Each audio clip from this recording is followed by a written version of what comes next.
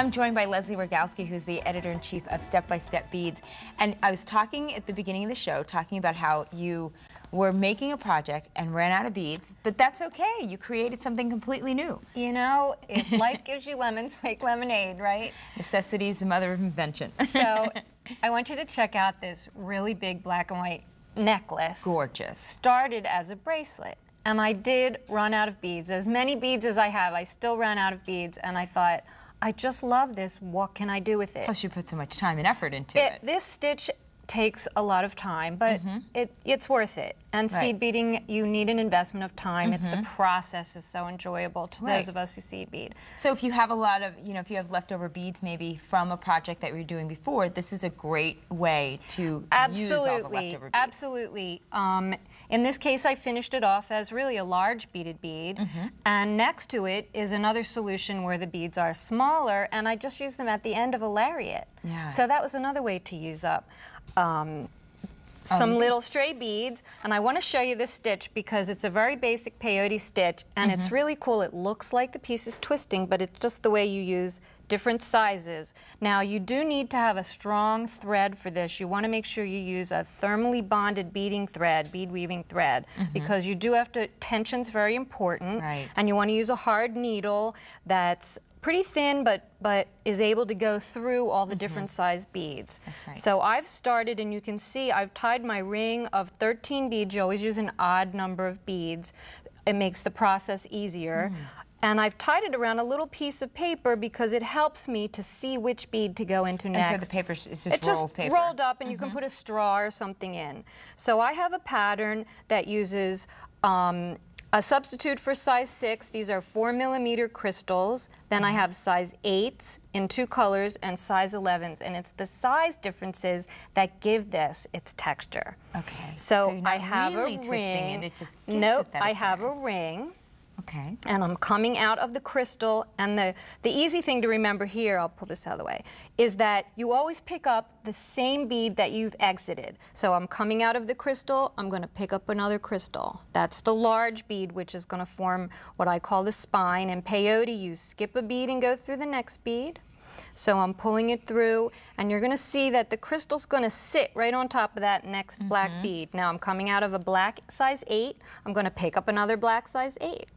This time I'm going to skip the white bead next and come through the white bead. And just to remind everyone that the instructions are on the website. Yes, so, they are. Yeah.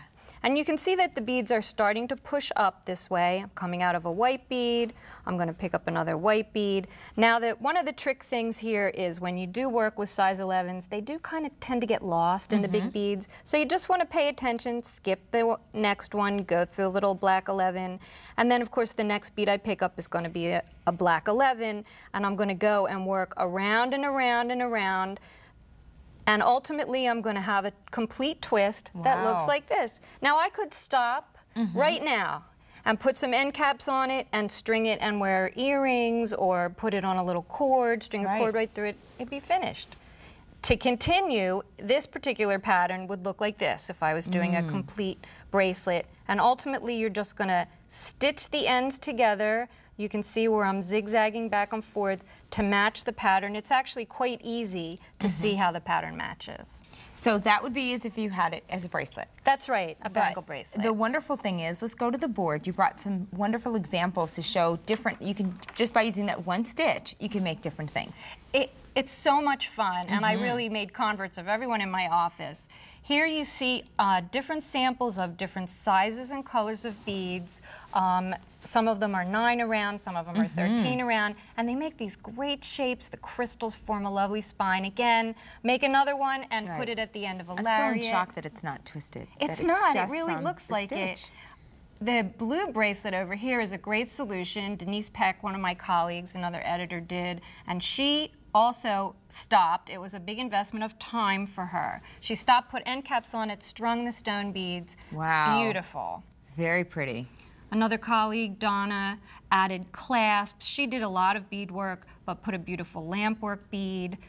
The black and red one on the end is on memory wire. How cool is that? Yes, I like the memory wire because that's easy. It is easy, and you just thread and because it has through. that hole on the inside. Yes, that's true, and you just want to be careful not to poke through the beadwork, but again, the end caps.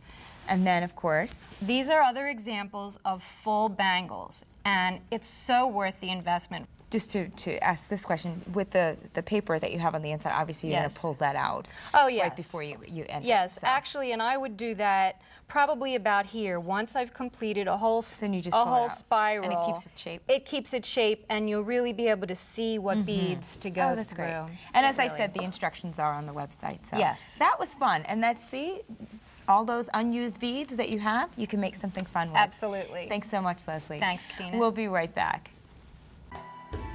Instructions for today's projects, plus other designs and ideas, are available on the web at beadsbaublesandjewels.com. This is show 905.